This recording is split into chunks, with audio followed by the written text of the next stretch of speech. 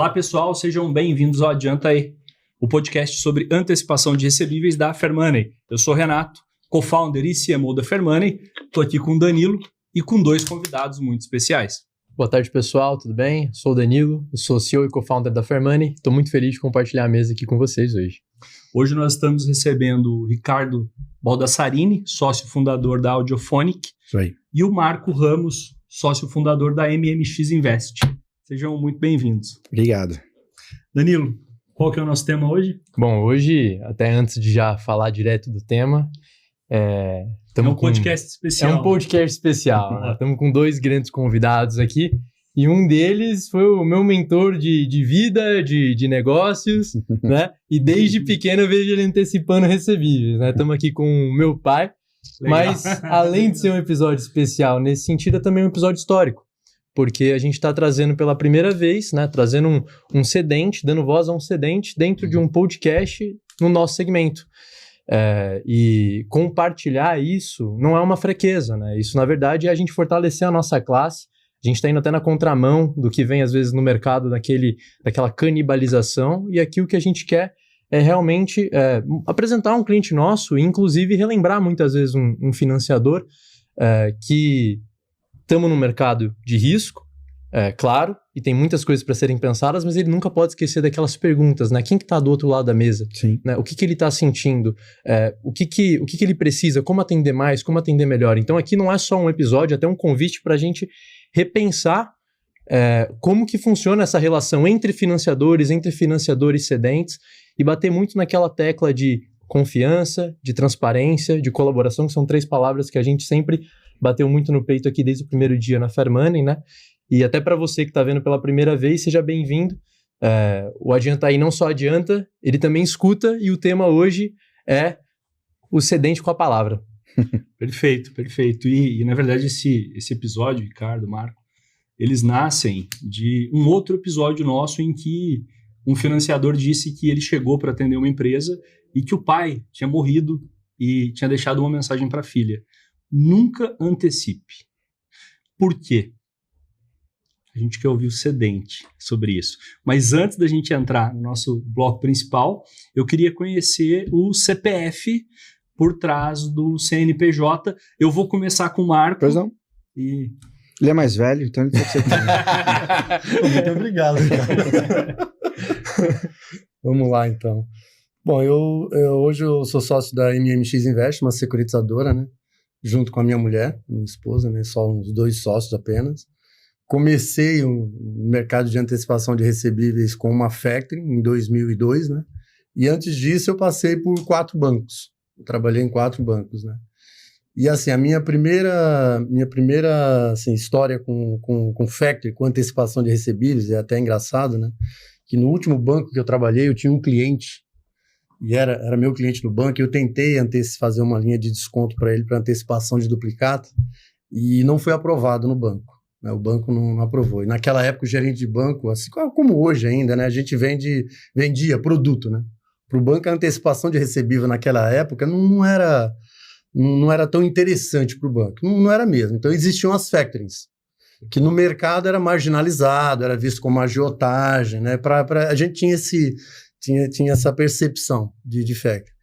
E um belo dia eu estou na agência e entra o meu cliente com um cheque para que eu pudesse pagar sobre o bloqueio desse cheque, e ele veio com um cheque de uma factoring. Ele chegou na agência com um cheque de uma factoring. Aí eu cheguei, o que aconteceu? Eu descontei um título da Volkswagen do Brasil. O banco não queria descontar um título da Volkswagen. E o cara tinha uma empresa de usinagem, ele era um ex-funcionário da Volkswagen, montou uma empresa, né? E eu não consegui aprovar essa linha de crédito e ele foi numa factoring. E quando ele entra na agência, né, o gerente para desbloquear, para pagar sobre o bloqueio de cheque é um risco muito alto. Você vai pagar sobre o cheque, isso é um risco muito alto, né? Ele já era um cliente meu antigo, eu já o conhecia, mas eu não tinha aquele relacionamento de perto como a gente tem no nosso segmento de antecipação, né? O gerente de banco não tem tempo para poder visitar o cliente toda hora e fazer o que quer fazer, não dá. E quando ele entra na agência com esse cheque para que eu não lembro nem se eu paguei esse cheque, eu acho que eu devo ter pago esse cheque para ele, eu acho que eu devo ter pago. Entrou junto com ele um agente de factoring, um funcionário de uma factoring, e esse cara era um amigo meu. Ele era gerente comigo no Unibanco, um banco antes que a gente trabalhou 2 anos atrás. Aí eu não acreditei. Eu falei, eu não acreditei, eu não lembro mais nem o nome do cara. E ele entrou junto. Eu falei, meu, o que você tá fazendo aqui? Eu falei, cara, eu tô trabalhando numa factory, né? Eu não lembro se eu falei para ele que ele tava fazendo agiotagem. Acredito que não, mas nós Você não tínhamos... tinha visibilidade Não ainda tinha. do que era o segmento. Não tinha. É importante a visibilidade, a gente vai falar disso. Exato. Eu não tinha, era muito pouco que eu sabia. Eu sabia que existia factoring e que era alguma coisa informal, não sabia que existia uma empresa por trás de uma... Eu não sabia. De verdade, eu não sabia. Minha carreira era bancária. E esse meu amigo, ele tinha sido mandado embora do Unibanco, a gente perdeu o contato e ele foi trabalhar nessa factory. Eu acredito que eu devo ter pago o cheque dele, não sei. Depois a gente foi almoçar, ele me contou a história dele, que ele saiu do banco, foi trabalhar nessa factory, estava se dando muito bem. Ele falava assim, pô, Marco, aqui no banco a gente é escravo, né? É pressão, você tem que vender produto, toda hora é pressão em cima da gente. E é verdade, né? O gerente de banco, ele tem sofre vida, com né? isso. Não tem vida. Batemento. É difícil bater meta. E ele falava uma coisa para mim, foi, Marcão, agora eu só tenho 2 produtos para vender, que na verdade é um só, que a antecipação ela é uma só. E ele fazia desconto de duplicata e desconto de cheque predatado. Show. Era só isso que ele fazia. Aí eu olhei aquilo, né, eu falei, porra, tô ganhando bem, tô feliz, tô isso, tô aquilo e tal. Passaram-se uns 2 anos, né, o banco que eu tava trabalhando, o banco quebrou. Saí do banco, fiquei sem banco e tentei voltar pro mercado para outro banco, né? Cheguei a mandar meu currículo, fui até chamado para alguns outros bancos, e aí eu voltei a contatar esse meu amigo para trabalhar em factoring, talvez, acabei mandando o currículo. Fiquei um pequeno período na factoring que ele trabalhava também, vendo o segmento. Aí um banco me chamou, o Banco Bandeirantes na época, e eu tinha feito uma proposta para o banco, antes de eu entrar na factoring, de um valor de salário. Depois que eu estava na factoring, eu dobrei esse valor de salário. E um amigo meu que trabalhava comigo também nessa factoring, já não era mais esse, falava assim, Marcão, eu trabalhei em banco a vida inteira, cara. Aqui a gente tem oportunidade de crescimento muito grande. Aqui é um bom negócio. E aí você fica, né? Ali entre a cruz e a espada. O que você vai fazer, né? E eu sempre fui uma pessoa de buscar, de aproveitar a oportunidade, né? Eu não tinha medo de aproveitar oportunidades. Sempre visando o melhor para mim, né? Eu não queria fazer nenhuma loucura. E aí fiquei nas factories. Passei um bom período trabalhando ali nas empresas. Saí dessa factory uns 7 meses, fui para uma outra. Fiquei um bom período nessas factories, né? E aí depois de aí você era funcionário. Funcionário. Era gerente comercial de uma factory. E aí depois de um período na factory, eu fui descobrir que meu ex-chefe do banco que eu trabalhava, ele estava trabalhando com uma factory, só que ele era sócio dessa factory. E aí eu fui descobrir que ele era sócio de um nosso diretor no Unibanco, né? Que é o José Guizardi, falecido. E esse cara era um cara visionário, né? Ele criou um sistema de factorings que eu vou falar aqui, que para mim foi maravilhoso, né? E esse meu ex-chefe começou a trabalhar com ele. Então, o que esse cara fazia, né? Ele saiu do banco também, ele chegou a ser VP do Unibanco, esse cara. Ele saiu do banco e ele idealizou um negócio. Ele pegava ex-gerentes de bancos, dava um percentual menor para os caras abriam a factory, na época era tudo factory, né? O gerente já tinha um know-how, tinha às vezes uma Exatamente. carteira. Ele falava assim, você vai trabalhar a carteira, você vai pegar o cliente do banco, que de repente o banco não aproveitou para descontar um recebível, mas que de repente para você interessa, né? Qual o risco do negócio que você tem? Tudo tem risco. O banco não tinha know-how naquela época para poder avaliar as operações. Era mais dizer, pega ou não pega duplicata. E nós na factory, nós vamos visitar o cliente, nós vamos avaliar a operação, nós vamos classificar fazer um trabalho mais próximo. Vai fazer um trabalho próximo. Essa é a ideia. E aí esse cara falou assim, Marcão, vim pra cá, e eu falei pra ele assim, engraçado, quando eu saí do banco, né, você falava tanto de agiotagem, porque você ainda ficou no banco. E agora você tá aqui. Aí eu entrei no escritório dele, tinha um escritório na Faria Lima, com um funcionário, trabalhando com esse cara, né, porque o nosso diretor, ele era um investidor. Ele tinha a maior parte do capital da factory, botava dinheiro para você trabalhar, né? E recebia um valor por esse dinheiro, essa remuneração, né? A alavancagem desse capital você pagava com juros de mútuo, né? Era um contrato de mútuo, você pagava para ele um empréstimo mensal. E éramos sócios, né? E o gerente era o gestor. Aí eu vi naquilo uma puta oportunidade. E eu já estava com uma carteira de clientes boa nas factories, e o meu ex-chefe, ele estava começando ali. Aí ele falou assim para mim, porra, meu, se você quiser aí, ó, traz a tua carteira de cliente, eu te pago uma comissão, vamos fazer um trabalho junto, vamos isso, vamos aquilo, né? Eu olhei aquilo ali e falei, não. Aí não, né? Acho que eu vou ver direto com o diretor, né? Aí eu, através de um outro amigo meu, eu cheguei nele para conversar com ele, né?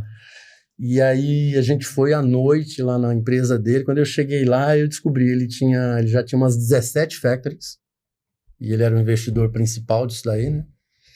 E conversamos, né? E ele falou assim, vamos abrir uma empresa com você, na hora, né? Ele era um cara muito de tomar decisão na hora. Vamos abrir uma empresa com você. Eu tinha contato com ele no banco, ele era o diretor do banco, mas assim, tinha um regional, tinha o gerente geral, né? E ele era VP do Unibanco. E depois ele saiu para o banco BMD na época, e aí os gerentes do Unibanco foram levados para lá, eu fui um deles, mas não através dele, mas através de alguém abaixo dele que me levou. E aí eu comecei a ter mais contato íntimo aí com ele. Aí pronto, aí nasceu ali a MM Factory em 2002, em maio de 2002, né? Inclusive, na época que eu fui montar a empresa, a minha mulher ainda ficou com medo, né? Falei, pô, você é gerente de banco, você tem um convênio bom, você tem estabilidade, você tem uma carreira. Tudo isso, você vai trocar tudo isso pelo, né? E aí você vai fazer isso? Eu falei assim, eu vi tanta gente aqui também, eu vou. E abrimos a empresa, né? Eu trouxe comigo um outro amigo meu que também era de uma outra factory, que também tinha uma carteira de clientes, que também era ex-gerente de banco. E nós montamos a MM Factory em 2002. Né? E foi a melhor coisa que eu fiz na minha vida. Foi a melhor coisa da minha vida profissional foi montar essa empresa. Né? Eu tenho uma gratidão muito grande por ele ter me dado essa oportunidade. Né? Que ano foi isso? Foi em maio de 2002. Maio de 2002. Eu tenho uma gratidão. Muito tempo. Muito tempo. E é engraçado. Já estava vivo? Já tava. Desde 95. Quando eu tive o primeiro contato com antecipação de recebíveis, o Dani tinha nascido, em 95. Então, em 2002, a gente abriu essa empresa e esse sócio ficou comigo aí até 2006, mais ou menos, né? E ele saiu da sociedade, eu consegui comprar a parte dele. E esse investidor me ajudou também a comprar a parte dele. Ficou só eu e ele, fiquei sozinho praticamente tocando a empresa. Depois de alguns anos, né, o mercado de antecipação, ele evoluiu muito, né? Ele evoluiu muito. O que era um mercado que muita gente considerava como agiotagem no passado, cara, virou um negócio que para a economia, cara, sustenta a pequena e média empresa até hoje. Na pandemia dá para ver isso, entendeu? Naquela época, não. Então, depois de um determinado momento, com essa evolução do mercado de antecipação de recebíveis, nós vimos uma oportunidade de montar um fundo de investimento, até por questões tributárias. Era muito mais fácil, muito mais rentável você montar um fundo de investimento que fazia a mesma coisa com a Factory, né? E nesse período aí, acho que foi mais ou menos perto de 2010, que nós abrimos o fundo de investimento. Nós crescemos, eu tinha 15 funcionários CLT, mais 4 agentes de fomento mercantil que eu era lá atrás comigo, tinha umas 20 pessoas ali comigo, né? Inclusive foi nessa época que eu conheci a L7M, a Audiophonic, né? Através da Daniela, que é mulher do Ricardo, foi com ela que eu comecei a descontar recebível. Então a Audiophonic é seu cliente desde? Acho que desde 2009, eu tentei achar uma operação da L7M, cara, e eu não consegui achar, mas vai lá, eu acredito que 2009, 2010, no máximo, eu comecei a descontar recebíveis com a Audiophonic. Pô, é bem legal, tá bastante tempo, né?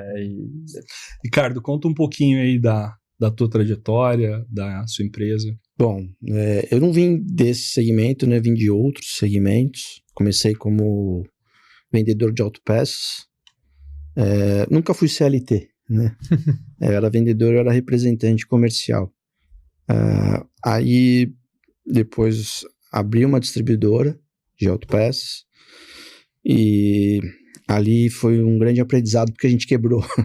E eu acho que todo empresário que quebra, ele acaba aprendendo os seus próprios erros, muita coisa. Um deles era exatamente o fator desconto de recebível com margem de lucro, que muitas vezes o empresário não faz essa conta, né? Vai no ímpeto, vai fazendo e acaba perdendo. Isso talvez foi um dos motivos, mas que nós vamos conversar depois também, que não é sempre assim que funciona. Aí depois que a gente quebrou na distribuidora, eu comprei uma agência franqueada dos Correios. E ali cresci bastante. Cheguei a ter 4 agências franqueadas do Correio. Isso foi mais ou menos até 2007, um pouquinho antes, talvez, da gente ir para o segmento. Só que o Correio, num certo momento, ele não via mais os seus franqueados como parceiros. Ele começou a ver os seus próprios franqueados como concorrentes. E ele começou a criar produtos, né, vamos falar assim, apesar de ser serviço, mas produtos, né, dentro do próprio Correio, mais baratos do que aqueles que a gente tinha, para roubar os nossos clientes. Porque eu acho que quando o Correio abriu as franquias, ele pensou que o empresário ia ficar atrás do balcão, postando ali uma cartinha, uma encomenda, né, um Sedex, mas o empresário que fica, ele não fica atrás do balcão, ele vai atrás do cliente. Então, a partir do momento que a gente tinha esses produtos na mão, a gente passou a oferecer para as empresas. Então, a gente não esperava mais o cliente vir, a gente oferecia ir lá e buscar o que aquele cliente tinha para postar, né? E com isso a gente foi crescendo. E cheguei a ter grandes clientes, tive a Sky como cliente, tive Golden Cross como cliente, tive Sul América como cliente, tive CIA como cliente, tive bancos, tive Bradesco Seguros como cliente. Então, tive grandes clientes que o Correio, quando percebeu, e não era só eu, obviamente, tinham 1.300 franqueados, se não me engano, né, e vários desses franqueados também faziam a mesma coisa que eu. Não era o único no mercado, existiam franquias até bem maiores do que as minhas, do que as que eu tinha. E é quando o Correio percebeu, todas as pessoas jurídicas, vamos falar assim, estavam na mão dos franqueados, eles não tinham nenhum cliente corporativo. E aí eles começaram a criar esses mecanismos para tirar dos franqueados esses clientes. Eu tive uma proposta de venda, de compra, aliás, né, nesse momento, que era muito vantajosa, e acabei vendendo a agência. E acabei entrando de sócio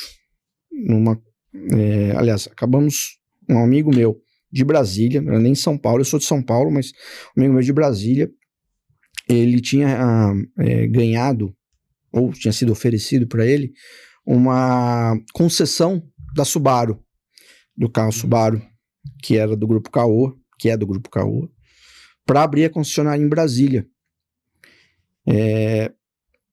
A Hyundai já era do Grupo Caoa também, né? E a gente vendo ali que podia ser uma grande oportunidade, porque se a Caoa investisse na Subaru, que é um carro japonês de excelente qualidade, fosse investir, a Subaru poderia se tornar uma Hyundai, que era na época 2009, 2010, que foi quando a Hyundai explodiu, né, com a Zira, com Santa Fé, e a gente abriu a concessionária.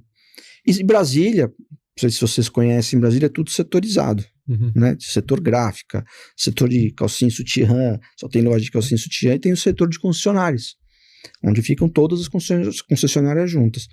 A gente, então, montou dentro desse setor de concessionárias, a nossa concessionária, e do nosso lado acabou vagando um prédio. A gente pensou, se a concessionária crescer do jeito que a gente achava que poderia crescer, seria legal a gente já ter esse prédio. Mas vou fazer o que com esse prédio? A gente pensou, vamos montar uma loja de som e acessórios, porque, a gente está no meio de todas as concessionárias.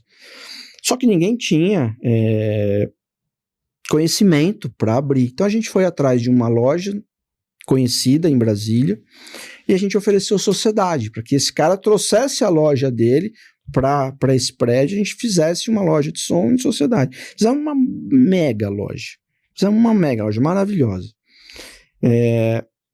Entrou um sócio também na época que tinha envolvimento político, e aí eu comecei a ver algumas coisas estranhas, vou entrar nos detalhes. Eu falei, cara, não vou ficar aqui não. Um dos fornecedores que a gente tinha na loja de som, ele me chamou para ser sócio. Ele era aqui de São Paulo, que era uma importadora de marcas de som automotivo, que ele trazia, né? E ele estava precisando de um sócio que pudesse investir, né, para fazer a empresa crescer. Eu falei, cara, acho que é a minha oportunidade, eu vir para cá, vender minha parte aqui, eu gostei do mercado, eu gosto de carro, né, também, eu falei assim, acho que eu vou fazer isso. Ofereci a minha parte, vendi, tanto da concessionária como da loja, né, saí dessa sociedade lá de Brasília e comecei com esse meu sócio. Ele já era do segmento, né?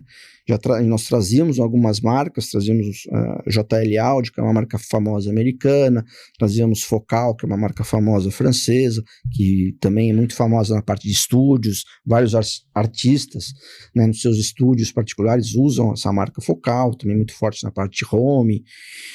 E começamos a tocar, e aí um dia a gente também conversando, um dia à noite, falou, pô, a gente fica fazendo a marca dos outros, por que a gente não faz a nossa própria marca, né? A gente já tem expertise, já sabe que os caras também fazem tudo na China, né, boa parte, né, assim, pô, vamos fazer, vamos. Aí a gente criou a Audiophonic, que ano isso? foi em 2008, 2008. Aí nós criamos a Audiophonic. Começamos com um tipo de produto, que era amplificador na época, e aí a gente veio crescendo. Aí em 2012 eu separei essa sociedade com esse meu sócio, e nós ainda trazíamos outras marcas, né? Nós separamos, ele ficou com 2 marcas, eu fiquei com a Audiophonic e fiquei com a Focal, que era uma marca francesa, que era muito boa, o produto deles excepcional. E era uma referência pra gente na parte de qualidade, porque a Audiophonic, ela tá voltada no segmento de qualidade de áudio. Não é um alto-falante baratinho, que não toca. É um alto-falante que tem qualidade, tem definição de áudio. Um mercado de som de qualidade que a gente trabalha hoje. E a Focal sempre foi essa empresa referência pra gente. Só que a Focal, em um certo momento, ela quis vender pro Paraguai. E no meu contrato, eu distribuí o produto no Brasil e no Paraguai, mas o Paraguai era mais uma cláusula de segurança, para o produto não ir para lá. Perfeito. Né? Ele falou, não, nós vamos vender para o Paraguai, nós vamos vender para o Paraguai. Eu falei, se vocês venderem para o Paraguai, eu paro de comprar, porque vocês vão vender lá e eu não vou vender aqui. Porque o brasileiro vai chegar no meu produto aqui, vai custar 3 vezes o que vai custar no Paraguai, com as taxações que nós temos, e no Paraguai não tem. Ah, nós vamos, porque o cara fez uma oferta para comprar não sei quanto. Eu falei, vocês que sabem. Venderam no Paraguai, eu parei com a Focal. Passei, então, a investir na minha própria marca. Legal. Né? E a partir daí, quer dizer, isso foi, acho que já em 2012, que a gente parou de trabalhar com a Focal e só ficou com a Audiophonic. Legal. E a partir daí a gente passou a desenvolver mais a Audiophonic. Hoje a gente tem uma série de produtos, a gente traz o produto desmontado da China. Antigamente a gente importava o produto pronto, então hoje eu trago ele desmontado, e a gente faz toda a parte de montagem aqui no Brasil, que é até para sair um pouco de dumping. Então eu compro produtos também hoje no mercado brasileiro, como o Iman, tudo, né, e então a gente estamos desde então, aí nós estamos aí. Muito bacana, assim, são 2 empreendedores desde o início, né? Você com a sua empresa, e é legal ver essa história, né, que nasceu e enfim, essa trajetória ao longo dos anos e que hoje você está com ela até aí desde 2008. Sim. Né? E também o Marco, que já está aí desde 95 antecipando, passou por fundo, factoring, securitizador, hoje está com a securitizadora. Isso. Então vai ser bem bacana, né? Isso traz à tona o nosso bloco principal, que é o tema, né? O mercado de fomento, o factoring, né? Ele passou por diversos problemas, né, na própria estruturação dele. Então, você tinha o mercado, como o Marco brincou, sendo taxado de agiota, problemas ali de regulamentação, né? Então, o Estado não via tão bem, o sistema bancário não via tão bem, os próprios empresários também não viam o setor tão bem, mas isso tem que acabar. E isso vem acabando. Muito em virtude de, hoje a gente já tem uma regulamentação que atende, né, que dá uma segurança para as duas pontas. O termo pejorativo, né, também vem diminuindo, né? Hoje, se comparava aí as taxas de factoring, de operações de factoring com banco, muitas vezes o empresário achava que o factoring era muito caro, e isso está mudando. A gente vê aí FDICs que mais barato que banco. São mais barato. Que concorrem com o banco e para ganhar. Sim. Então, isso mudou. Muito em virtude de tudo isso que eu falei. Sim. E dessa questão do pejorativo, pela visibilidade que o mercado tem, né? E aí, falando em visibilidade, não puxando sardinha pra gente, mas são podcasts, mídias. Hoje o trabalho que as entidades de classe desenvolvem também são muito importantes na profissionalização. E aí eu não podia não mencionar outros podcasts, por exemplo, o Sinfac com 360, né, o podcast 360, que é a Abrafesc, na verdade, né, não o Sinfac, a Abrafesc. O Sérgio com o C2Cast, né, a Anfac com a Anfac Talks, e nós temos um orgulho muito grande de termos sido pioneiro nesse mercado de podcast, porque a gente acredita muito que isso chega mais fácil do que aquela palestra, aquele conteúdo redondo, taxativo, né? É um perfil que entrega e gera mais acesso, né? Então, com isso, Ricardo, eu queria iniciar te perguntando qual foi o motivo, como que aconteceu a tua entrada nesse mercado? Vamos lá. Tive uma época em que eu operava 100% com o Itaú. Então, todos os meus recebíveis... Primeiro assim, eu mexo com... Fazendo a pergunta do seu cliente que falou que o pai falou para nunca fazer antecipação, né? Eu tenho a seguinte visão, não sei se ela é certa ou se ela é errada, mas ela vem comigo desde então, né? Eu tenho um produto. Esse meu produto ele tem um preço que eu vendo. Eu não vendo 100% à vista. Eu vendo ele a prazo, eu vendo ele à vista. Se eu dou um desconto para esse meu produto para eu receber à vista, e esse desconto, ele é compatível ao desconto que a factoring, o fundo, o banco, a antecipação. É a mesma coisa. Eu estou vendendo à vista o meu produto. Claro que é um custo que você precisa entender se ele é válido ou não dentro da tua margem. Né? Da tua margem. Né? Mas isso tem que ser considerado, porque tem clientes que vão querer comprar à vista o teu produto, que tem dinheiro para comprar à vista. E vai ser o mesmo preço da venda faturada? Não vai. Né? Apesar de que hoje a gente vê muito as empresas de cartão de crédito parcelam em 10 vezes e à vista é o mesmo preço, mas no meu segmento, que é um segmento de distribuição, é um pouco diferente. Primeiro que eu não aceito cartão de crédito, né? Então o recebível, ou ele é a prazo ou eu recebo à vista. Então tem que ter uma diferença de preço. Faz parte da gestão do negócio. Faz parte da gestão. Então, quando eu crio a minha margem, eu crio a partir do meu valor à vista. E aí a gente acrescenta os juros. O cliente quer comprar à vista, eu tiro esses juros. Eu preciso antecipar, eu sei que eu vou receber esse valor, não abaixo desse valor.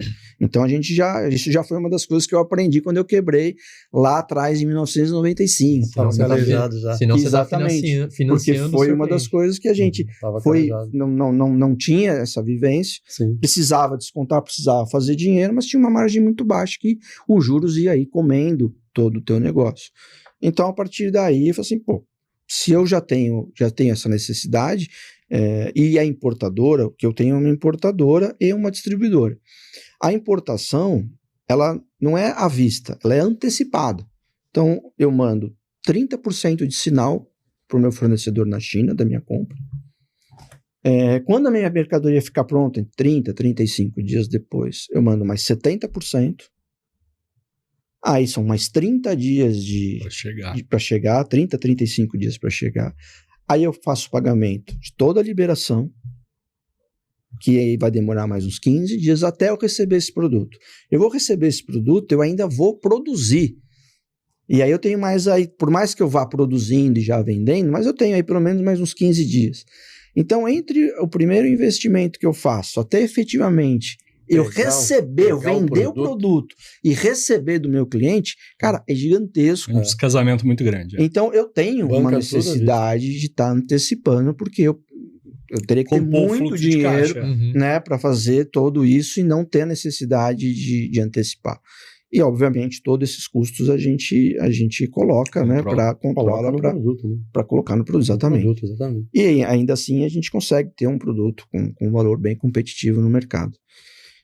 Então, assim, eu estava com respondendo a tua pergunta, né, eu estava com toda a minha concentração dentro do Itaú, tinha um bom relacionamento com o gerente, só que os bancos começaram a querer fazer rodízio de gerente.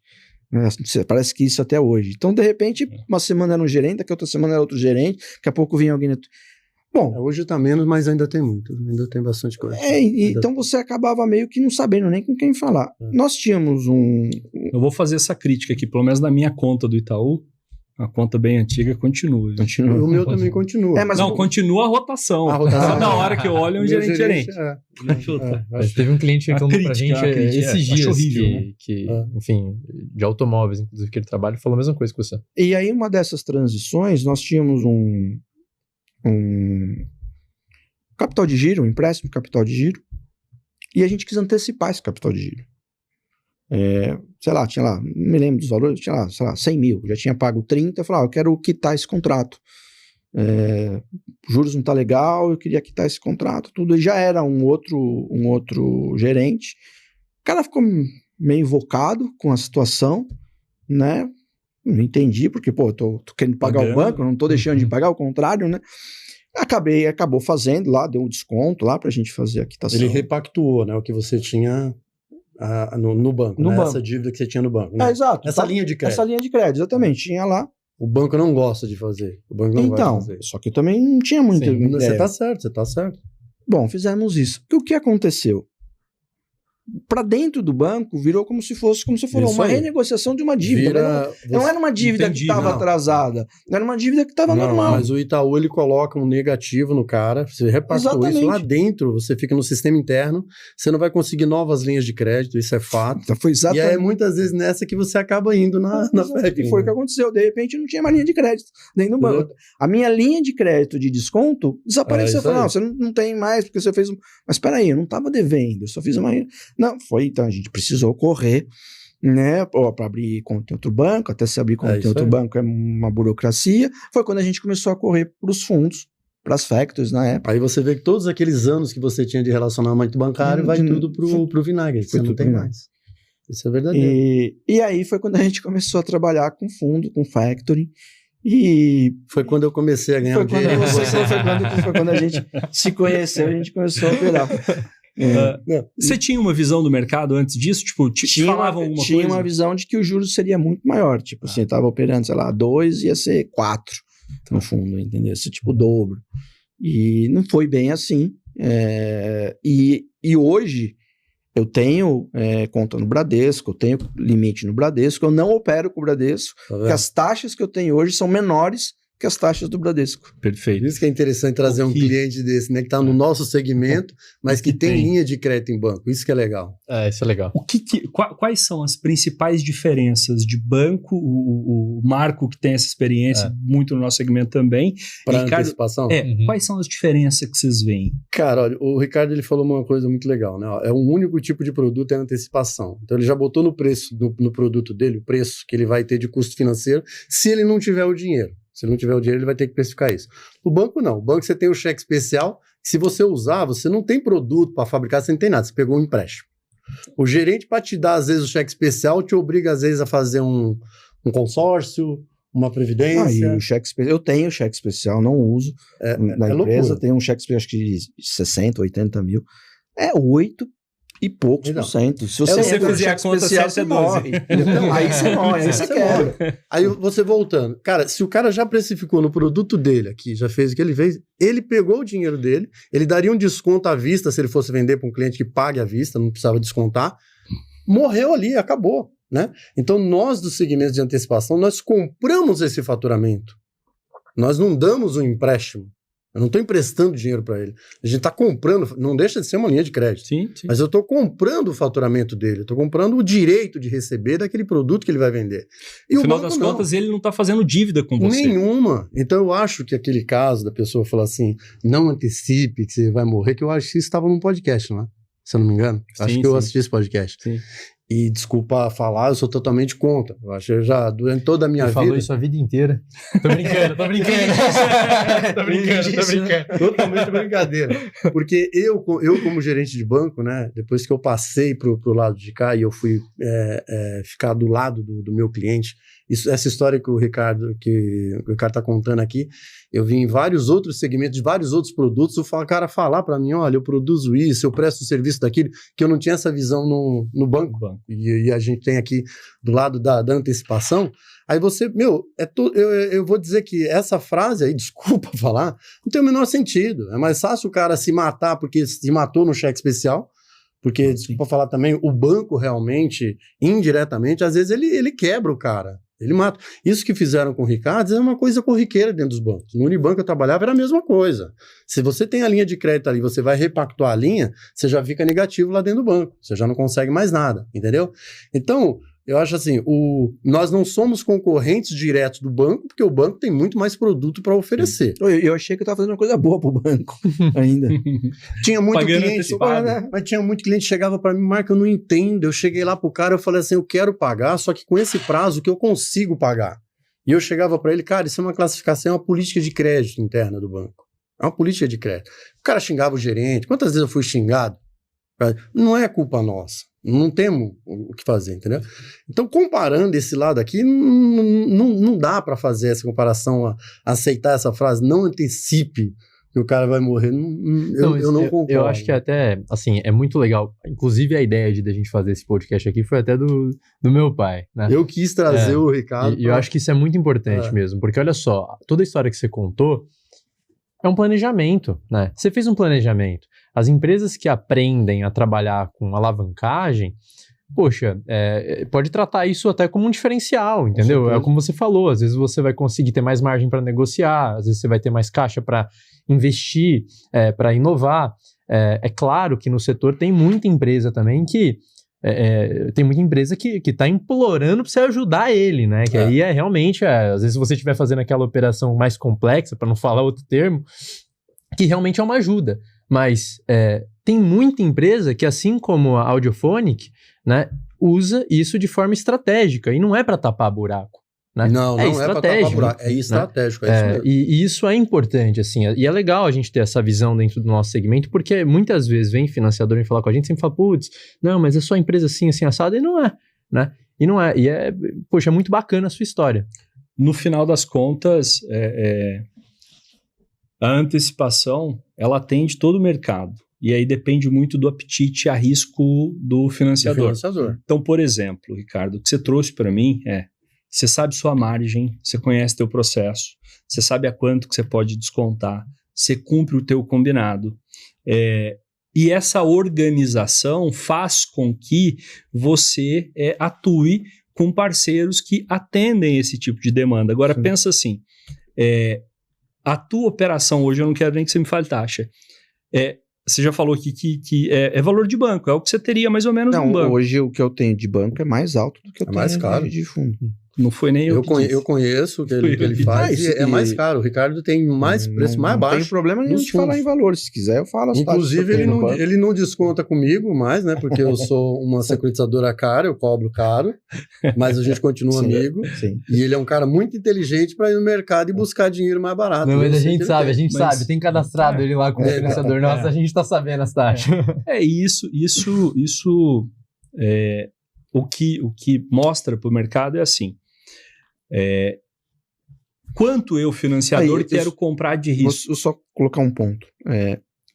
Nível de informações que eu tenho hoje com o fundo é muito melhor do que com o banco. Eu fiz um desconto, porque o gerente às vezes fica no pé, você vai fazer lá. Peguei de um cliente e esse cliente esqueceu de pagar esse título. Porque ele tem 2 empresas, ele tem uma em São Paulo e uma em Santa Catarina, e é um dos meus melhores clientes. Venceu o título dele, ele não viu, e o banco também não me informou. O banco só foi me informar quando o banco debitou da minha conta o valor, porque venceu lá os 5 dias. Quando é um fundo, no dia seguinte o fundo tá me ligando, tá me ligando. O cliente não pagou. Cara, eu tinha ligado na hora pro cliente, o cliente já não resolvia, pago. Né? No final eu paguei, era uma coisa de 23, 24 mil reais, paguei 660 reais por 5 dias. Porque caiu no cheque especial, né? Não, Não. eu acho que foi a taxa dos que 5 o- dias que o cliente não pagou, debitaram o banco já usa o adiantamento a depositante, debitaram os 20 que é uma e poucos taxa maior mil, do que o cheque especial. e ainda debitaram os outros, assim, É. eu nem tava sabendo, e se eu tivesse, e aí já o fundo, cara, na hora, no dia seguinte já me passa, ó, esse cara aqui não pagou. Proximidade. Exato. E porque eu acho que eles têm esses recursos. Cara, o Bradesco, o Itaú, Tem de o Banco Grande, É que o banco tá tem vários preocupado, produtos, não está tão preocupado de saber se aquele cliente teu esqueceu de pagar um título. No entendeu? caso nosso, é o nosso serviço, né? Esse é o nosso dia a dia. Então a gente tem como Então isso controlar também nos isso, ajuda a isso controlar. ajuda. Entendeu? Porque eu não tive acesso a esse não pagamento, né? E quando acontece isso com o fundo, cara, na hora a gente já tenta resolver, quer dizer, antes de 5 dias, que muitas vezes é quando a gente manda para cartório, para protesto, a gente já resolveu Já o está problema. negociando isso, A né? gente já resolveu o problema. Me sabe um ponto? Assim, eu acho muito interessante o que você colocou, porque isso mostra muito... O fundo fazendo esse trabalho é também uma parceria do fundo com você. Sim. Então, parceria é muito importante. Eu acho que o fundo também tem, tipo, o Marco, ele sabe que se o cliente não me paga, ele também está deixando de receber. Ele Sim, também com tem a certeza. preocupação Com certeza. de saber que, pô, será que se esse cara não pagar, o Ricardo vai pagar Com depois? certeza. Será que o Ricardo está sabendo que esse cara não pagou? Sim, Então, não só a proximidade, mas eu acho que a relação Sim, de perfeito. negócio, perfeito. ela é muito melhor nesse sentido. E nós Agora, também- o banco não tá nem E aí. nós não temos também uma conta corrente para poder jogar lá esse débito e jogar como um adiantamento a depositante ou um juros cheque especial. Nós não Exato. temos. Então eu tenho que falar com o meu cliente. Mas eu acho que é legal de você dizer até também, até para os financiadores ouvirem, o que você espera de uma factoring, de uma securitizadora, de um fundo, né? Desse lance de parceria, desse lance de combinados, né?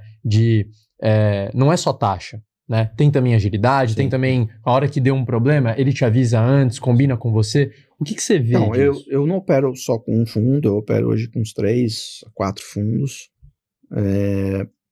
E assim, um dos fundos que eu opero, que é onde eu mais opero, vamos falar assim, e opero por uma razão, porque se todos fossem iguais, com certeza a gente dividiria o bolo de forma mais justa para todo mundo. Mas um deles, eles são muito ágeis.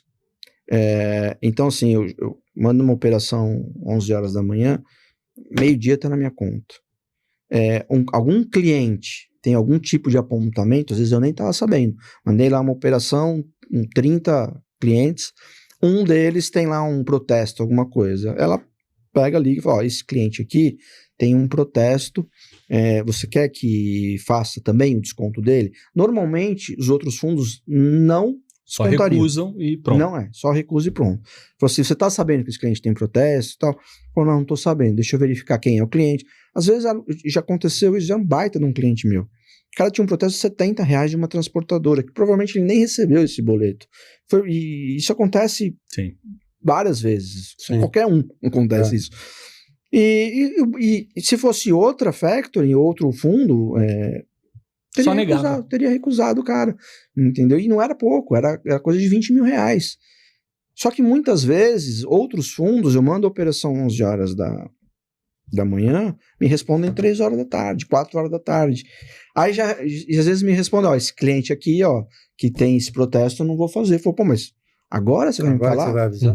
Vou fazer o que agora, 4 da tarde? Exato, e às vezes eu vou pegar um único cliente, um único boleto para jogar para outro fundo, sendo que o fundo vai me cobrar taxas, tudo, e a operação sai cara, né? Então, assim, esse tipo de agilidade é muito importante. E esse fundo, um dos fundos que eu opero, é extremamente ágil nesse sentido, extremamente parceiro. Porque mais do que o cliente ter algum tipo de apontamento, ele me avisa. Você quer que eu faça a antecipação? Eu faço. O risco é teu. Porque ele sabe, se o cliente não pagar, quem vai pagar sou eu. Então, mais do que analisar o cliente, eles estão me analisando o meu histórico. Ricardo, mas Eles agora sabem o meu potencial. eu vou defender o meu lado dizendo o seguinte, eu fiz muito isso com a Audiophonic, de realmente pegar às vezes um título que estava protestado e eu ligar, ou às vezes nem ligar, porque eu já conheci a empresa do Ricardo, Sim. eu sei o método de trabalho dele, eu sei, né, é fundador e tudo, e eu fazia isso que o fundo dele faz. Mas tem muito cliente que eu não faço isso. Não, eu acredito. Então eu vou defender o lado aqui do financiador, É bom ouvir isso. tá? Eu tenho que defender o lado do financiador. Então, com certeza. Eu tenho cliente que o cara manda a operação 4 horas da tarde. Ah, não, aí também. Não, mas eu faço a operação dele. Se a Audiofônica me mandasse, Sim, sim. inclusive se você Sim, quiser, você se você quiser pagar um pouco Você já me mais falou caro, antecipado. se você quiser pagar um pouco mais caro, você me liga lá, manda lá pra mim. Não, você já me falou que eu Então- posso mandar porque como eu trabalho com importação, você fala, você já emite as notas antes de entregar. Várias o vezes nós produto, eu fizemos faço. isso. É isso. Mas ele parece que nem ouviu, que eu quero pra cobrar mais caro dele. Ele não quer. Mas Ou tá fingindo. Não tá fingindo que não tá ouvindo. Mas voltando para defender o nosso lado, né? O nosso mercado, ele é de risco extremamente alto. Ele é de risco extremamente alto. Agora, nesse mercado, nós temos ali muitos clientes iguais uma Audiofonic, que a gente não pode perder. A gente tem que ser parceiro desse cara. Tem que ser parceiro desse cara. E a minha vida foi pautada nisso, né? Nessa disciplina, mas nessa análise de ver, porra, que cliente é esse que eu não posso abrir uma exceção para ele e pegar um título com um protestozinho, por exemplo, de uma transportadora, né? Então, talvez para o fundo que não te faz isso, aquele cara não tem aquele contato mais íntimo com você certeza. no dia a dia. Não, com nós certeza. tínhamos, Falta né? relacionamento, Falta relacionamento. histórico. Mas muitas vezes você tem alguns que, por mais que você tenha relacionamento, você também tem um certo receio de trabalhar, às vezes o segmento que ele opera. Então a gente analisa um monte de coisa. Então por isso que esse lado eu vou ter que defender. Não, eu entendo. Mas eu acho que o principal ponto nosso mesmo, do nosso segmento, o principal ponto é a agilidade. Hoje nem é mais a taxa. É a agilidade. E tá juntado ali com o relacionamento. E agilidade, o não também é agilidade, O né? não também é agilidade. Ele mandou às 11, a 1 você falou, não consigo atender, você tem pelo menos ali um tempo. Eu pra isso. costumo Exatamente. fazer muito isso, cara. Eu tenho uma facilidade para dizer não de uma facilidade grande. A gente sabe. E o Ricardo também, com a Daniela, ele também sabia, né? Papo reto, né? Sim. Assim, a gente vai fazer isso aqui, vai fazer, acabou. Agora tem que ser bom. É, pra eu acho que uma coisa que você sempre falou pra mim era assim, você tem um não e você tem que transformar aquele não em sim, né? sim. Então isso é bem interessante pra pensar lá do financiador, mas eu tenho mais um adendo aqui, cara. O que eu acho que é bacana do que vocês dois falaram? É claro que esse fundo que faz rápido com você, assim como a MM fazia rápido com você, era por conta do relacionamento. Só que esse relacionamento, essa confiança, ela veio porque você pagou o preço disso, o financiador também, e os dois se sentiam confortáveis porque, poxa, vocês eram transparentes, vocês compartilhavam informação, resolvia problema rápido. Então, assim, para o financiador que está assistindo, e aí reforçando a sua fala e a sua também, não é que você está cadastrando agora um cliente, você tem que fazer a mesma coisa que esse fundo está fazendo. Não. Sim. Mas o Existe mínimo... um tempo. Exato, existe um tempo. Mas o mínimo é, por exemplo, poxa, mandou a operação às 11, você não consegue fazer, não vai dizer às 5 horas da tarde, não é? Sim. E isso vem dos dois lados. Isso né? é muito Vem ruim. dos dois lados. Isso O é cedente muito também. Né? E esses combinados não saem caro, Sim. né? Sim. Às vezes não é só nem problema do cliente ter um protesto, às vezes tem o fato de ser uma nota grande. Sim, um valor e concentrado. Um valor concentrado e regra do fundo, eu né? já tive esse Perfeito, problema também. Sim. Olha, isso daqui é, sei lá, 100 mil reais, eu só consigo fazer uma parcela de 30. Legal, sim. Entendeu? Mas beleza, se eu tiver essa resposta rápida, beleza, tem os outros 70 para tentar fazer em outro fundo, ou para até Perfeito. dividir nos 30 para cada fundo, entendeu? Perfeito. Te oportuniza, né? Te Sim. oportuniza. Mas tem Senão muito ele vai te fundo de tolher esse investimento, direito. tem muito fundo de investimento que também é grande e com patrimônios bilionários, às vezes maiores do que pequenos bancos. Né? Então é muito cliente. Então o cara entra naquela esteira lá daquele monte de cliente, ele não vai dar a mesma atenção que... Claro.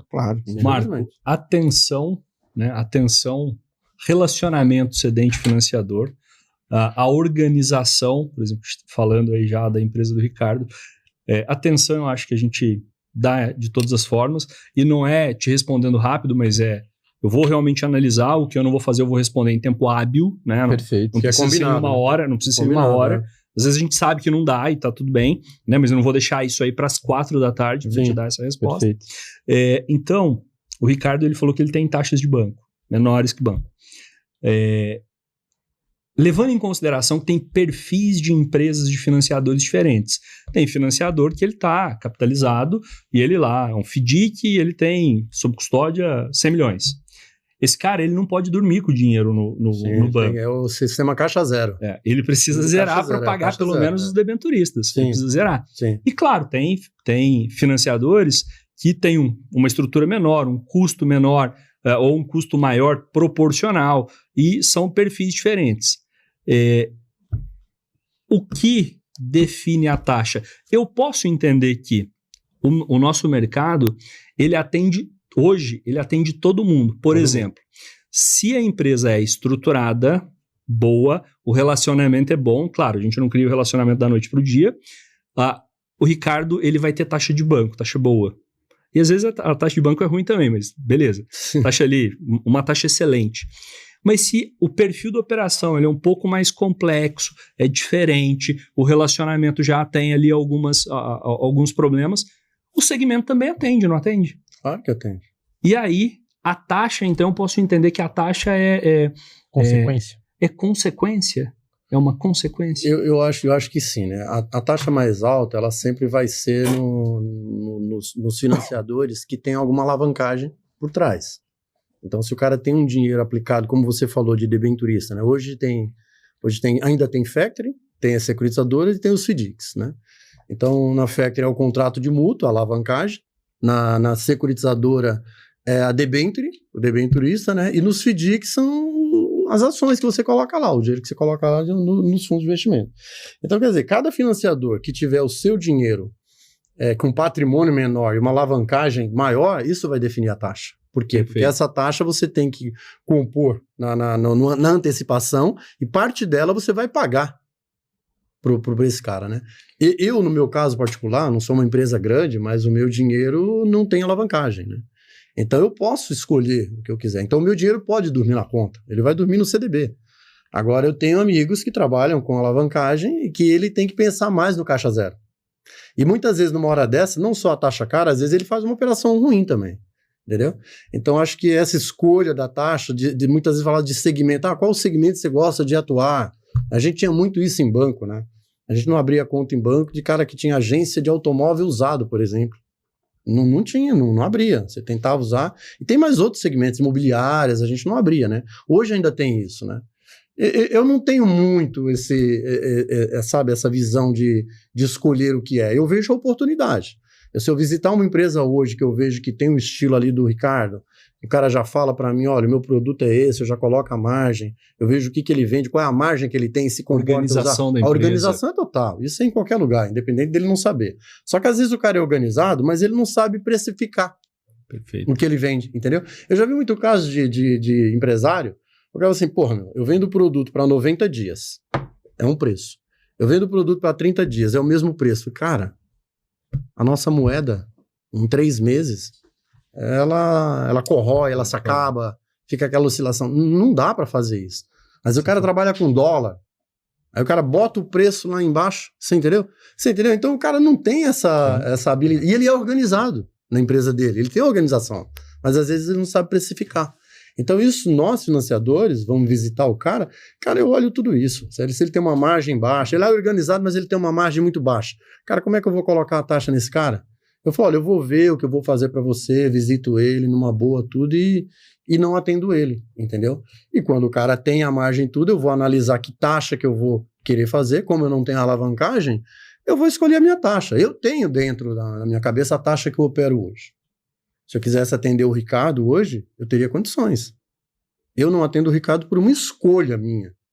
Uma escolha minha. Isso é fato. E fico muito feliz pelo Ricardo ter realmente um preço bem mais barato que banco, porque ele tem mesmo, né? Isso é fato. Isso é verdadeiro. Marco, então a taxa você vai definir. Entrou numa empresa. Tá. Gostou do processo, da empresa estruturada e tudo mais, da organização, produto, mercado. A tendência é que você entenda por um risco menor. Sim, e a tendência é até diminuir. E a tendência é diminuir. Diminuir a taxa. Agora, o nosso segmento ele também não é avesso ao risco. Às vezes você entra naquela empresa e fala, caralho, mano, esse cara é desorganizado, ou sei lá, é um segmento de risco. Mas eu operaria aí você vai entrar com no risco sacado, né? Se a operação tiver performada. Tudo bem. Uma tranchezinha, alguma coisa, você acaba pegando ali. Você está perto do risco, a tendência é uma taxa mais alta. Sim.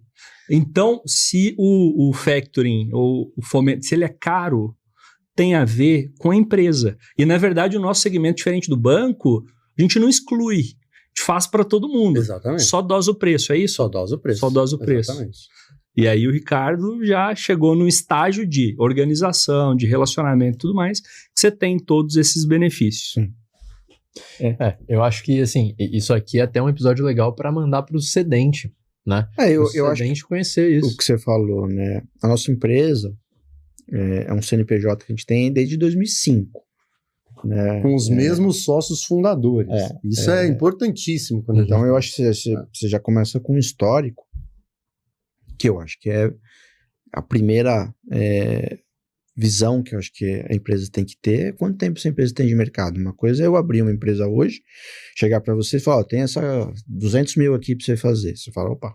Ou então você vender a empresa para outro cara que não é do segmento, mas que ele quer fazer acontecer com a tua empresa. A gente também... Eu não sei se... Tem até um histórico que o pessoal tem comentado nas redes sociais. Não sei se vocês viram, é um golpe que o cara deu. Diz que é um golpe perfeito, né? Que o cara, ele foi comprar um posto de gasolina. O preço do posto de gasolina era 5 milhões. Já viu essa? Aí o cara pegou e falou assim, tá bom, eu pago 5 milhões. Pegou, depositou 5 milhões na conta. Falou, só que assim, é o seguinte, botou na cláusula, se 30 dias eu não ficar com o posto, você fica com 10% de multa e você me devolve os outros 4 milhões e meio, tá bom? O cara entrou no posto, 5 milhões ficavam na conta, o cara foi no banco, pegou 5 milhões. Tinha todos os documentos do posto. Tinha todos os documentos do posto. Eu vi essa história. Depois de 15 dias, falaram, não vou ficar com o posto não, cara. Você pode abater os 500 mil aí de taxa e me devolve os 4 milhões. O cara saiu com 9... Quer dizer, o cara saiu com 5 milhões. Deixou a dívida pro outro cara. Eu vi essa história. Genial essa foi genial, cara. A gente tem um quadro aqui sobre fraude, a gente vai usar essa daí para contar. E eu vou contar um caso. Você vai contar um lá. Mas antes, eu tinha pensado no que eu queria saber do cedente. E eu até acho que essa pergunta nem faça tanto sentido aí para você, Ricardo, mas na tua visão, quais são as principais dificuldades? E aí não precisa ser só do estágio seu hoje, que já é um estágio mais maduro, mas quais eram as principais dificuldades que você enfrentava em se relacionar com o segmento? Então, uma das dificuldades que a gente tinha, tem até hoje, é um pouco nessa parte de concentração.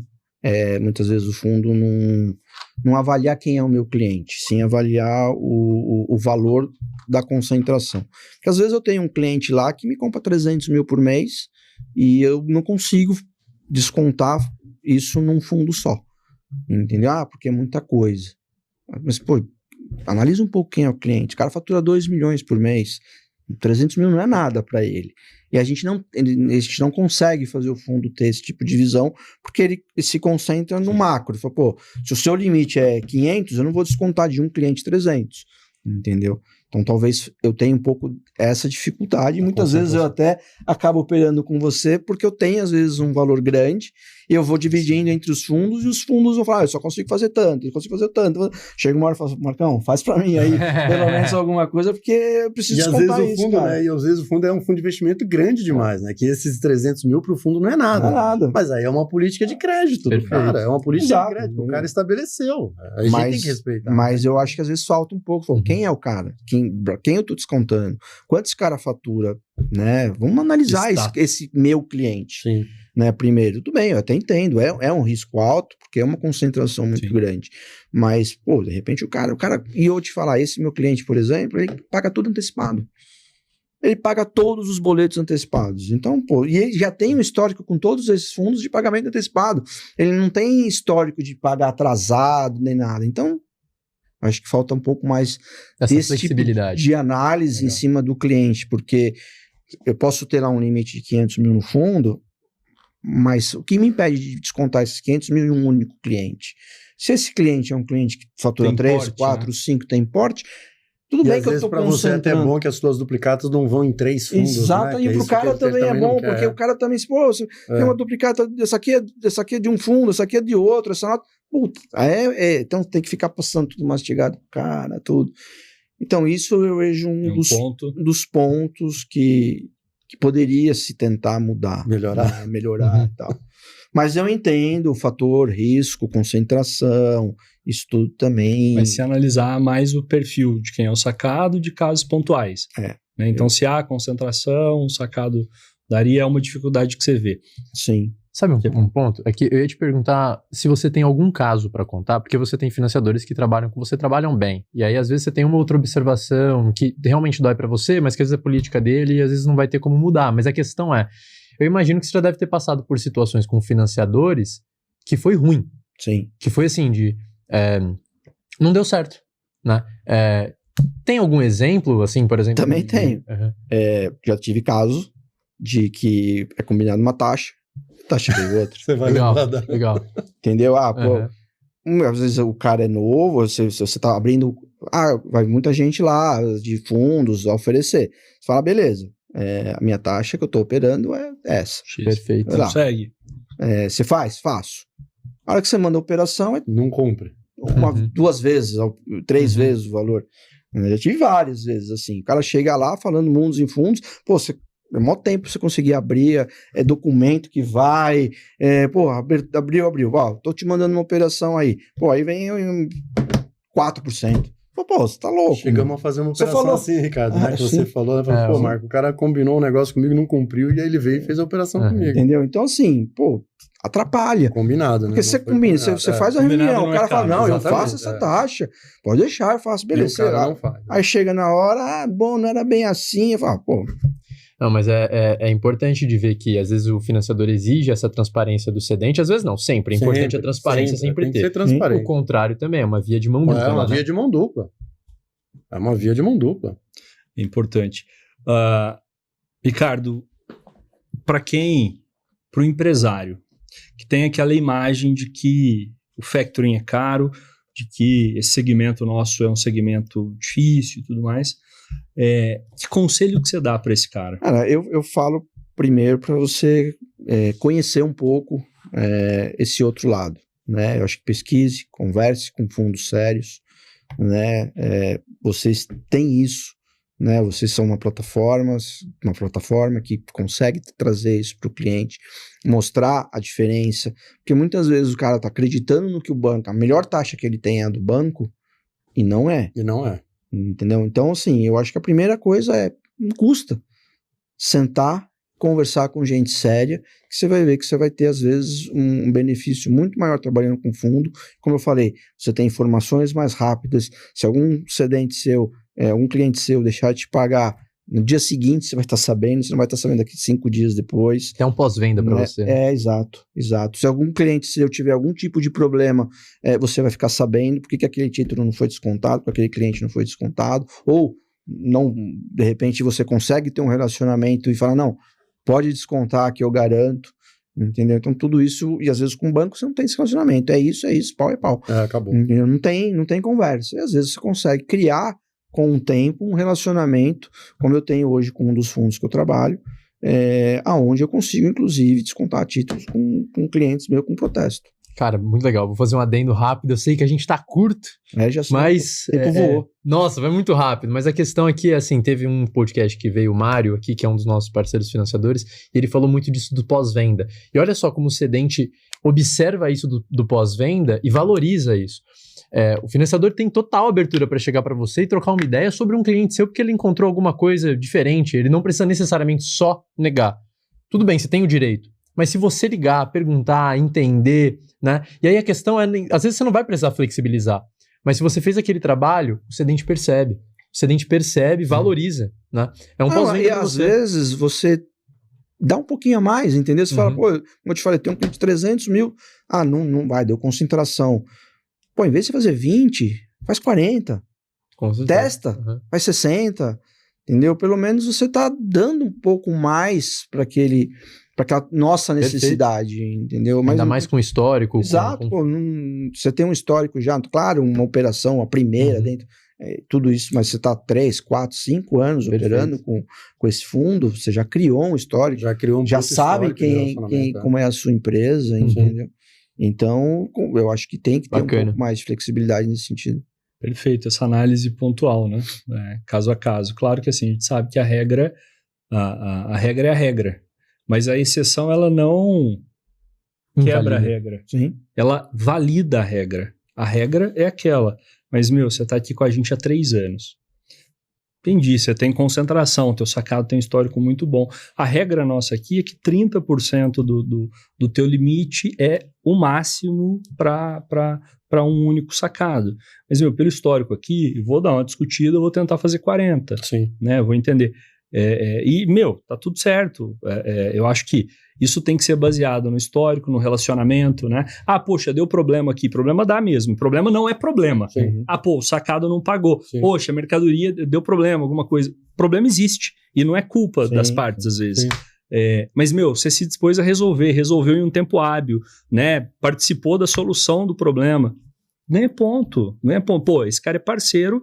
Realmente, vamos rever alguma coisa? Então, esse jogo de cintura, que tem que ser a exceção e não a regra, ele precisa fazer parte, né? E eu sei que, por questões internas, o FDIC ele tem algumas restrições a mais, né? Mas é importante você ter esse jogo de cintura para tratar com e eu acho assim, por exemplo, esse fundo que a gente opera, eu me lembro, a gente começou a operar, tinha que é um parceiraço, um né? limite de 80 mil no começo. E esse limite vem crescendo. Ele não estabilizou, né? Você vai em outro, você fica estabilizado, não. Venceu, mas estou 3 anos com você e você está operando sempre esse mesmo valor, né? Começa a aumentar um pouco. A empresa está crescendo, eu preciso de mais limite. E não, às vezes fica estabilizado e o próprio fundo acaba perdendo. É verdade. Enquanto outros não, estão acompanhando a evolução da empresa e estão aumentando o teu limite também. À medida que a confiança vem, ele te entrega mais exatamente, recursos. tá vendo? Graças a Deus, os nossos clientes, assim, não dão problema. Eu acho que nos últimos 10 anos eu tive 2 ou 3 casos. Um deles foi o ano passado, que era um cara do Rio Grande do Sul, com a enchente, que aí não teve o que fazer, mas era coisa de 10 mil reais, entendeu? Então, assim, que até falaram, desconto, eu paguei pro fundo e até hoje o cara não me pagou, mas uma hora eu sei que ele vai pagar. Uma hora ele vai se levantar e vai pagar. Então, assim, é muito difícil a gente ter problema o fundo ter algum tipo de problema com os nossos clientes. Perfeito. Né? Ricardo, isso é muito legal, porque assim, eu te perguntei qual que era a sua visão dos problemas de operar nesse segmento. E eu imaginava que ele trouxesse esses problemas bem mais graves. Isso me mostra que a tua empresa sólida, um trabalho sério, organizada, você tem pouco problema. Não, inclusive com o segmento. O teu principal problema é o limite para o sacado. Exato. Tá tudo certo. Né? Não Ou tem. seja, é saudável operar. Sim, muito. Eu falo, eu sou muito mais feliz trabalhando com fundo do que trabalhando com banco. É isso. Pessoal, a gente tem um quadro aqui que chama A Verdade Desse Bilhete. A gente vai fazer bem celery aqui. Quero começar com o Marco. Esse é um quadro, Ricardo, onde a gente conta algum caso de fraude ali. Se tiver algum caso de fraude que você recorda, apesar que você contou, eu vou usar ele. Mas, Marco, queria que você contasse algum caso de fraude que você lembra e que te chamou a atenção pela forma como foi elaborado, qualquer motivo. Chamar a atenção não chamou, né? Porque tem tanto caso de fraude que já nem chama mais atenção, né? Mas assim, eu acho que ele é bem inusitado, né? Para eu contar aqui. Eu escolhi esse caso. Depois vocês me pediram para ver um caso, eu escolhi esse caso. Então vamos lá. Sei lá, acho que talvez em 2010, 2012, uma coisa assim. Já tem bastante tempo isso daí. Nós fizemos uma operação que o sacado era um condomínio, né? E o prestador de serviço ia pintar o prédio, ia pintar a torre lá, né? Você já sabe? Eu já tô rindo porque eu acho que eu já sei quem que é. Não é esse. Ah, é? Não. Então tá. Mas esse é bom também. Esse daí tentou, mas não conseguiu. Esse caso aqui é bem pior. E isso foi no ABC, acho que foi, se eu não me engano, foi em Santo André. Então vamos lá. Então o prestador de serviço, o cara ia pintar a torre. Trouxe para mim e falou, olha, o serviço já foi concretizado. O serviço já foi executado. Né? Porque se você pegar o serviço no meio do caminho, pode dar algum problema, o cara não termina e não vai receber. Normal, tá. Não lembro mais qual era o valor, quantas parcelas foram, mas a minha regra com ele era o seguinte, o serviço tem que estar prestado. O serviço está prestado? Tá prestado. Tinha um contrato de prestação de serviço, da pintura lá da torre e tal. Quantas parcelas eu já não lembro mais, tudo. E eu tive o cuidado de chegar e falar assim, olha, eu quero o contrato assinado, né, pelo síndico, que é o responsável, e eu quero a ata do condomínio, registrada em cartório, que prova que o síndico tem poderes para poder, né? Porque às vezes a administradora do condomínio tem esse poder e não o síndico. O síndico só paga. Aí eu peguei essa ata registrada em cartório. Peguei também a carta de cessão das parcelas, da prestação de serviço, no caso, né? E eu falei assim, agora eu quero que o síndico assine com firma reconhecida. E naquela época o cara tinha que ir no cartório, reconhecer presencial, tudo. Então eu fiz a operação perfeita, que é o que o nosso segmento gosta, né? É a duplicatinha. Que não acha, né? Que o caçador de duplicatinha que tem aí no LinkedIn fica buscando, legal. buscando as duplicatinhas que tá em falta hoje no mercado. Então, beleza. Peguei as duplicatinhas. O cara foi lá, assinou as duplicatinhas ainda, manual lá, tal. Então eu peguei a operação perfeita, que é o que nosso segmento gosta. Performada. Beleza. Cara, acho que talvez a primeira ou a segunda parcela foi paga e depois já não parou de pagar. Quando a gente foi cobrar o condomínio, a gente foi descobrir que tinha sido um golpe. Eu falei, pô, mas que golpe? Não, o serviço não existiu. Não, o serviço não existiu? Tá, beleza.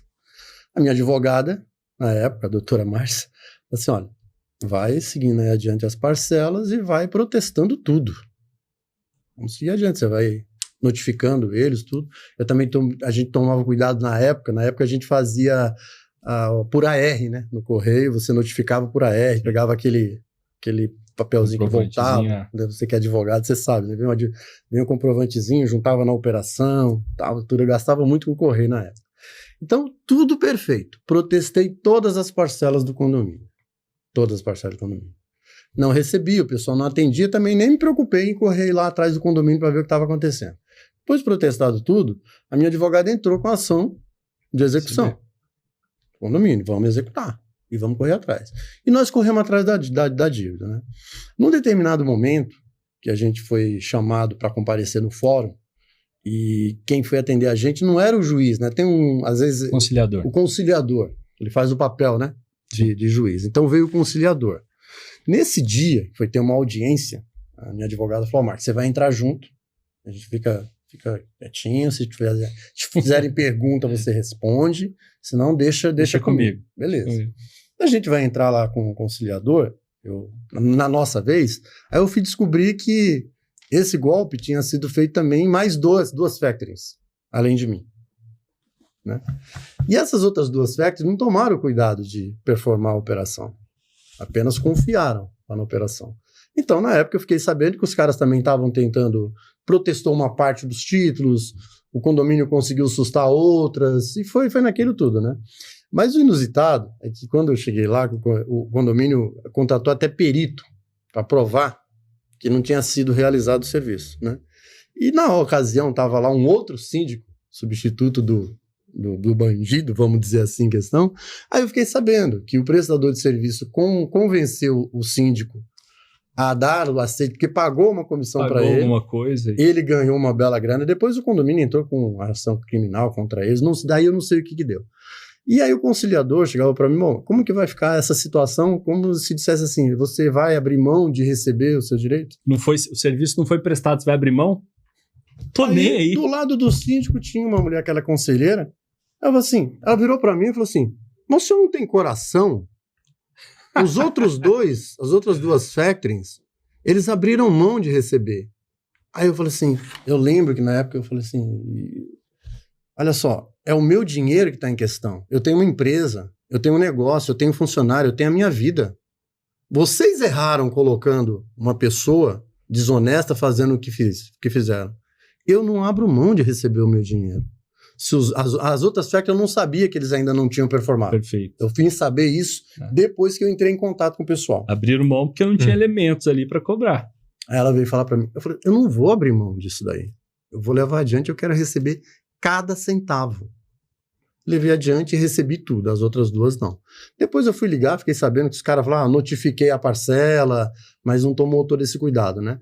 Então foi um golpe que, para quem fez o golpe lá e pegou o dinheiro, para eles foi perfeito. Não sei se foram presos ou se não foram.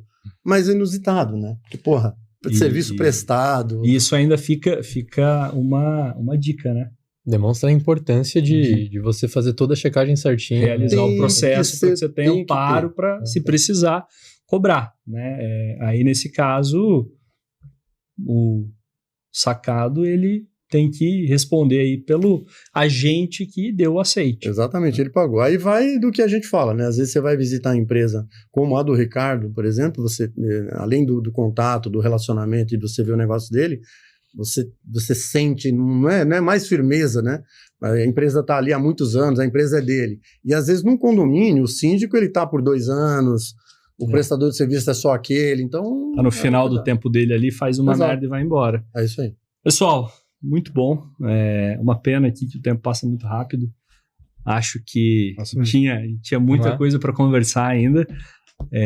Mas a gente não poderia encerrar também sem falar dos nossos patrocinadores. Agradecer os nossos patrocinadores, né? A gente acredita que o futuro, em antecipação de CBIVs, ele já começou, por isso você tem que ter parceiros, né? Parceiros, tecnologia inteligente, colaboração perto de você para sair na frente no mercado, né?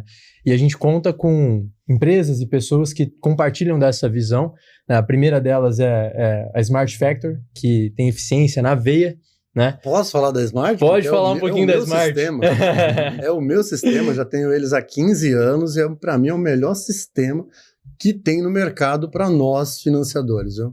Para factoring, para securitizador e para FDIC. Olha lá, bem na hora aqui, ó. Ó que maravilha. Eu falo de graça para esses caras, eu vou começar a cobrar a comissão. Eu não vou nem precisar terminar minha frase, então, do Smart. Cobrar, porque de tanto que eu gosto desse sistema. Vou comentar só que a gente fechou uma parceria com o Smart, então se você tiver interesse em conhecer o Smart, chama a gente, né? A gente tem alguns benefícios ali com ele através da Fair Money.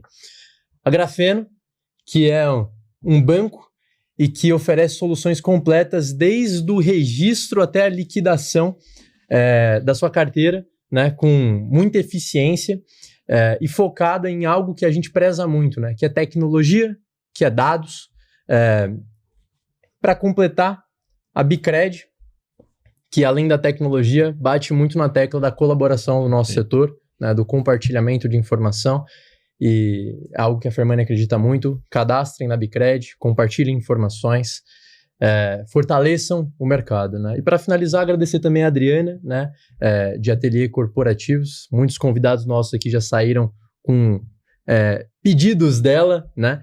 Confere lá no Instagram. E a FIAP também, que foi onde a gente nasceu, através ali do nosso MBA, né? E a gente ganhou muitas coisas com a FIAP, mas o principal ponto foi a rede, né, que a gente conquistou com a Rock New Ventures, que é a aceleradora. Então, se você é aluno da FIAP, aproveita o Startup One e aproveita também a Rock New Ventures. Dá uma conferida lá. Pessoal, considerações? Agradecimentos? Agradeço aí vocês aí pelo convite. Precisar, estou à disposição. Eu agradeço demais o Ricardo ter vindo, né? Uma pessoa escolhida aí a dedo, ter vindo para cá, porque é um cara que para o nosso segmento ele é muito importante, né? É o cedente que a gente quer. Tá ali junto com ele é uma empresa igual a do Ricardo. Não, depois disso aí o Ricardo vai receber. O que você vai receber de ligação, Ricardo? Eu ia falar isso, chama a pessoal. Fair Money. Perguntaram para mim, eles falaram assim, você vai apresentar um cliente que tá operando em fundo e tudo, eu falei assim, se ligarem para mim, eu vou passar o telefone do Ricardo, não tem problema. Esse negócio de financiamento, ficar com medinho, porque tá perdendo o cliente no mercado, cara, seja mais ágil, seja mais parceiro, tá lá junto com o cliente, que não vai faltar cliente no mercado. Com certeza, isso é verdade. Pessoal, vocês ouviram aqui como que é a operação do Ricardo, inclusive. Se quiserem buscar e imaginam que consigam ser atraente para ele, pode buscar através da gente. A gente vai ter o prazer enorme de ouvir, né? E fazer essa ponte. Hoje o Ricardo é muito bem atendido também. Eu opero com vocês também, é isso. E obviamente, a porta está sempre aberta, né? Desde que cumpram os requisitos, façam o combinado, né? E isso é muito legal. Obrigado, Ricardo, aí, por contar um pouco da tua história, por desmistificar o segmento, né? Mostrar aí que a nossa operação ela é sadia. Sim. E ela ajuda, né, a te estruturar, ajuda aí em estar perto, né, de te ouvir.